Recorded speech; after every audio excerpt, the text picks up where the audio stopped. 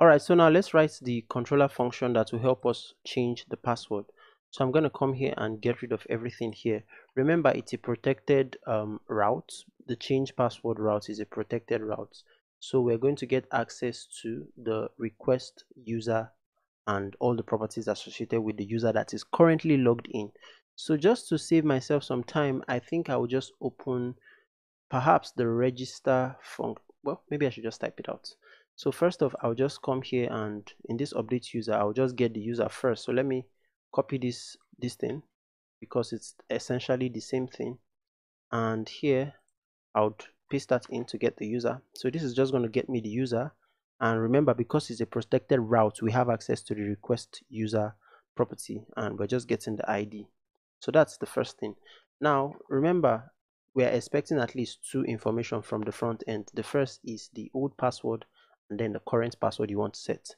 So I'm just going to do a destructuring assignment here and I'll get the old password first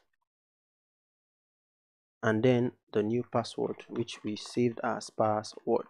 Yeah, that's going to be equal to request.body. All right, so let's come down.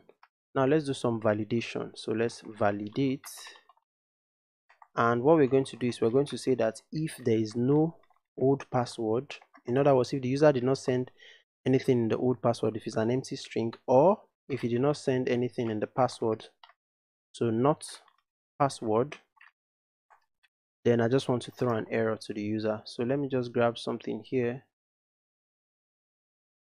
So come here, paste that in, 400 error bad request, and here I'm just going to say okay,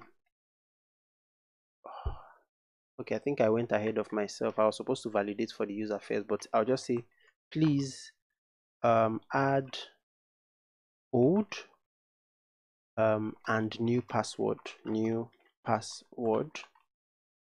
All right, so I said I went ahead of myself because this user here, I still have to validate that the user is logged in. So you know what I got to do? I'll just copy this guy and check for the user status. So let me come here and paste that in, and here I'll just delete everything inside the parentheses and say that if we don't have any user, then throw an error. That error is going to be 400 error, and I will say user not found, please sign up. User not found, comma, please sign up. So you want to be polite with your users. Okay, then we validate for the password. Okay, so I think we're making progress. Now after we've checked for the password, after we've confirmed that the user has entered both an old password and a new password, the next thing we want to do is we want to check if the old password the user entered matches what we have in the database. Okay, so I'll come here and say what else? I want to add a comment and say, okay, check if password is correct. Okay, so we want to check if the old password and the new password matches. That's actually what I should say. Check if password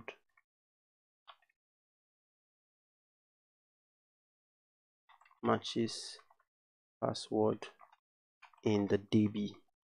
Okay, so how are we going to check? Remember, bcrypt has a way to compare two passwords or two pieces of data.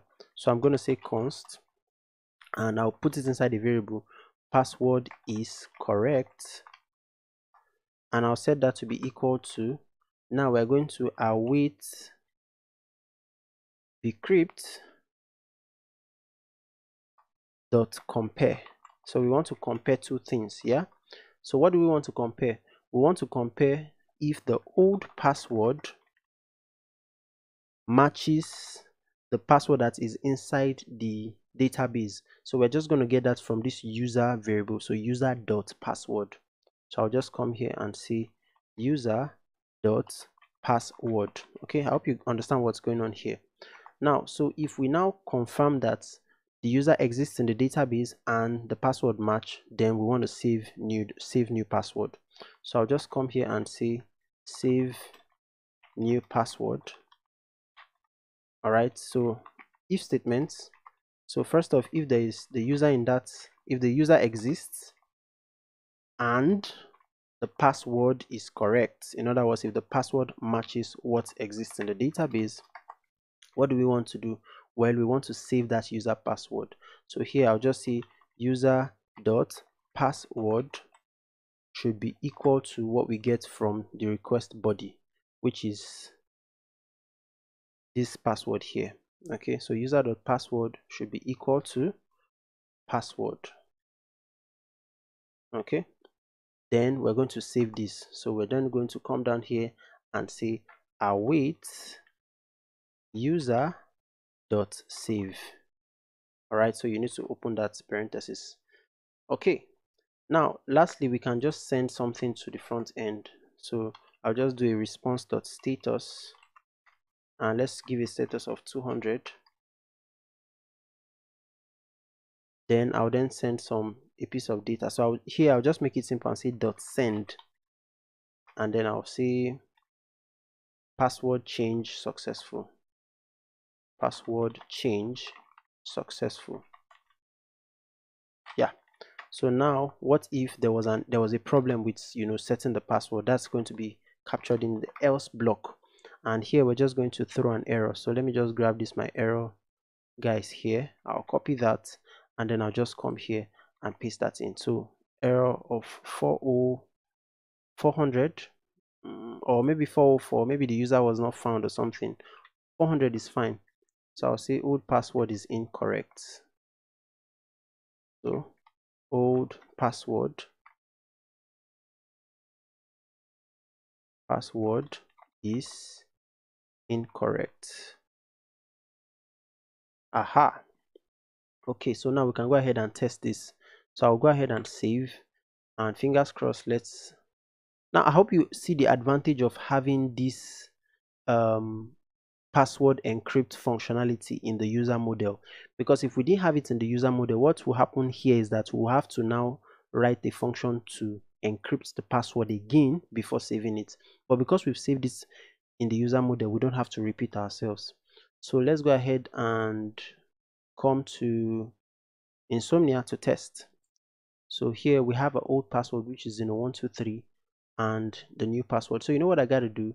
First off, I'll leave this blank, and then I'll send. Let's see if we get the warning message or the error message. So it says please add old and new password, which means that something is missing here. Let me do a Control Z. Oh, okay, so I just say 0123, but instead of saying 0123, which is the correct password, I'll just delete that and say 012 and then send. And you see it says old password is incorrect.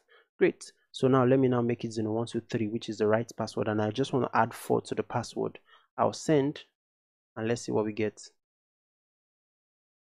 Aha, so you see we get 200, and in a second we're just going to get the message password change successful. To actually confirm that we're able to reset the password, we're going to come to login user, and let's try to log in with 0123. I'll send. Aha, so invalid email or password. That's because we've indeed changed the password. So let me add the letter 4 here and test it again. Voila, so you see we're able to log in now. So we have a new password, and that's what we use to log in. So that's about it for this one. Thank you so much. I'll see you in the next one.